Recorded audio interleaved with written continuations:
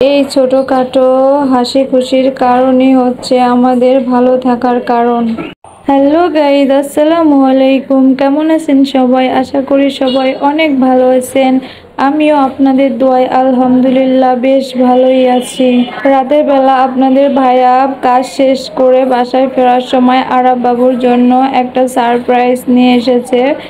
এসে দেখে আরাব বাবু ঘুমিয়ে পড়েছে। তাই ভাবলাম আরাব বাবু সকাল সকাল ঘুম থেকে ওঠার পর সারপ্রাইজটা পেয়ে অনেক খুশি হবে। আরাব বাবুর দাদাও রাত্রেবেলা আরাবের জন্য একটা বল নিয়ে এসেছিল, বড় একটা বল। সো এসে দেখে সেও ঘুমিয়ে পড়েছে। এমনি কিন্তু আরাব বাবু রাত 12টা-1টা বাজে ঘুমায়, সো ওই দিন 8টা বাজে ঘুমিয়ে পড়েছে। ঘুম থেকে উঠে সারপ্রাইজটা দেখে সে অনেক খুশি। সে বুঝতেই পারতেছে না আসলে এটার মধ্যে কি আছে। আর তার তো বল খুবই পছন্দ, বল হলে তার আর কিছুই লাগে না। এতগুলা বল একসাথে পেয়ে আরাব বাবু তো খুবই খুশি। আর এখন আমরা ঘরটা সেট করব, তারপর ঘরের মধ্যে বলগুলা দিয়ে দিব। আসলে বাচ্চা তো, তাই অল্প পেলেই অনেক খুশি হয়ে যায়। আর বাচ্চাদের এই ছোটখাটো হাসি খুশির কারণই হচ্ছে আমাদের ভালো থাকার কারণ।